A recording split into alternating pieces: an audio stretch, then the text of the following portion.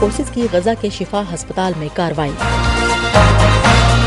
اسرائیل کے لیے یکجہتی کے اظہار اور یہود مخالف جذبات کی مذمت کے لیے واشنگٹن ڈی سی میں ریلی کا انعقاد۔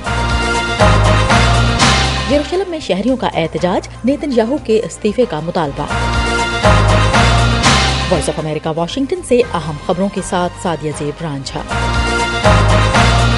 اسرائیل کی فوج غزہ کے سب سے بڑے طبی مرکز الشفا ہسپتال میں داخل ہو گئی ہے۔ ہسپتال میں داخل ہونے سے قبل اسرائیلی فوج نے حماس کے جنگجوؤں سے ہتھیار ڈالنے کا مطالبہ کرتے ہوئے ایک بیان میں کہا کہ خفیہ اطلاعات کی بنیاد پر اور آپریشن کی ضرورت کے مطابق اسرائیلی ڈیفنس فورسز الشفا ہسپتال کے مخصوص حصوں میں حماس کے خلاف ٹارگیٹڈ آپریشن کر رہی ہیں۔ اسرائیلی فورسز نے الشفا ہسپتال میں جاری فوجی کارروائی سے متعلق مزید کوئی تفصیل جاری نہیں کی، البتہ یہ دعویٰ کیا جا رہا ہے کہ اسرائیلی اہلکار کوشش کر رہے ہیں کہ عام شہریوں کو کوئی نقصان نہ پہنچے۔ اسرائیل کی حکومت اور فوج مسلسل یہ دعویٰ کرتی رہی ہے کہ الشفا ہسپتال کے نیچے حماس کے جنگجوؤں کا ہیڈ کوارٹر ہے اور وہ غزہ کے طبی مرکز کو اپنے ہیڈ کوارٹر کے طور پر استعمال کر رہی ہے۔ دوسری جانب وائٹ ہاؤس نے بھی اسرائیلی موقف کی حمایت کرتے ہوئے کہا کہ فلسطینی عسکریت پسند گروہ حماس کا غزہ کے الشفا ہسپتال میں ایک کمانڈ سینٹر ہے، جس کی وجہ سے اسرائیل کو فوجی کارروائی کرنا پڑی ہے۔ اسی طرح کے بیانات محکمہ خارجہ اور پینٹاگون کی جانب سے بھی سامنے آئے ہیں، جبکہ حماس اور ہسپتال کی انتظامیہ نے بارہا ان الزامات کی تردید کی ہے۔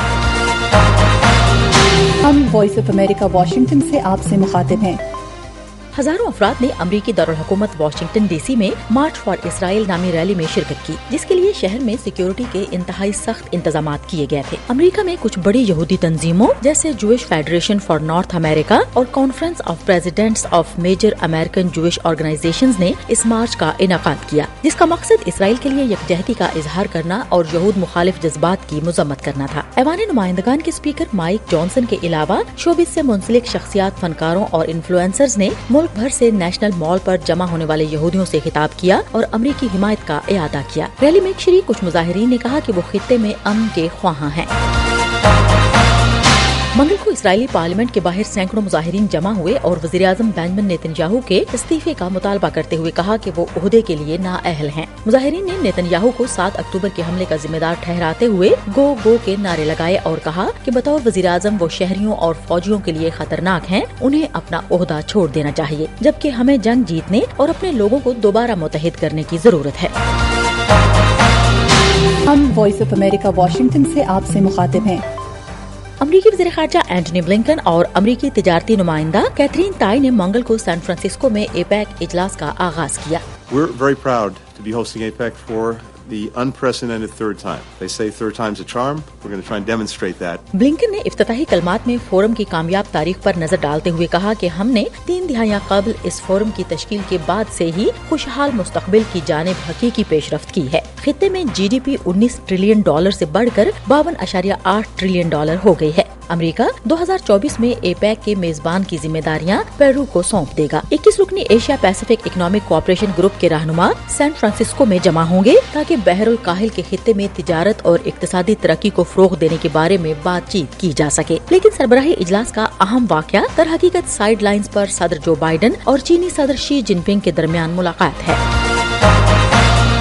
یمن کے حوثی باغیوں نے کہا کہ انہوں نے اسرائیل کے حساس علاقے ایلات سمیت اس کے متعدد اہداف پر بیلسٹک میزائل داغے ہیں۔ گروپ کے ترجمان یحییٰ ساریہ نے ایک ٹیلی ویژن بیان میں کہا کہ گروپ بحیرہ احمر میں کسی بھی اسرائیلی بحری جہاز یا دسترس میں آنے والے کسی بھی مقام کو نشانہ بنانے سے دریغ نہیں کرے گا۔ یمن کے ایران سے منسلک حوثی گروپ نے 7 اکتوبر کو اسرائیل پر حماس کے حملے کے بعد سے اسرائیل پر 12 میزائل اور ڈرون حملے کیے ہیں، جن میں سے سبھی یا تو مار گرائے گئے یا ناکام ہو گئے۔ ہم وائس آف امریکہ واشنگٹن سے آپ سے مخاطب ہیں۔ بھارت کے زیر انتظام کشمیر میں ایک مسافر بس کے ایک گہری کھائی میں گرنے کے نتیجے میں 36 افراد ہلاک اور 19 زخمی ہوئے ہیں۔ زخمیوں میں سے بعض کی حالت انتہائی تشویشناک بتائی جا رہی ہے۔ بھارت کے وزیر اعظم نے انسانی جانوں کے ضیاع پر افسوس کا اظہار کرتے ہوئے متاثرین کے لیے امداد کا اعلان کیا ہے۔ اس کے ساتھ ہی اہم خبروں کا یہ بلیٹن اب ختم ہوتا ہے۔ سعدیہ زیب رانجھا اور ایڈیٹر بہجت جیلانی کو اجازت دیجیے۔